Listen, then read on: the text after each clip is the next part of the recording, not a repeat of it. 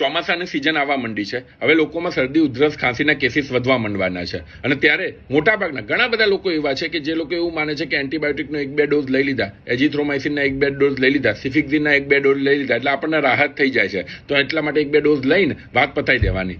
ખરેખર તમને ખબર છે 100માંથી 90-95% લોકોને એની જરૂર હોતી જ નથી. મોટાભાગના શરદી ઉધરસ ખાંસીના કેસો વાયરસના લીધે થાય છે અને એન્ટીબાયોટિક્સ એ વાયરસમાં કંઈ કામ કરતી જ નથી. પણ ભાઈ મને ફાયદો થાય છે તો લેવામાં શું નુકસાન છે? તમને નહીં, તમે આખી કોમ્યુનિટીને નુકસાન કરો છો. ફર્સ્ટ ઓફ ઓલ જ્યારે બી તમે અનનેસેસરી એન્ટીબાયોટિકનો યુઝ કરો છો ત્યારે એન્ટીબાયોટિક રેઝિસ્ટન્ટ થાય છે. એટલે વાઘ આવ્યો જેમ થતું હોય છે કે જ્યારે ખરેખર એન્ટીબાયોટિકની જરૂર પડે ત્યારે તમને અથવા તો તમારી કોમ્યુનિટીને એ વસ્તુ અસર નહીં કરે એ રેઝિસ્ટન્સના કારણે. બીજું, એન્ટીબાયોટિકની ઘણી બધી સાઇડ ઇફેક્ટ છે. અનનેસેસરી જ્યારે તમે 1 કે 2 કે 3 એન્ટીબાયોટિક લો છો ત્યારે એની સાઇડ ઇફેક્ટ થવાની શક્યતા વધી જતી હોય છે, રેઝિસ્ટન્સ થવાની શક્યતા વધી જતી હોય છે. એટલા માટે ખરેખર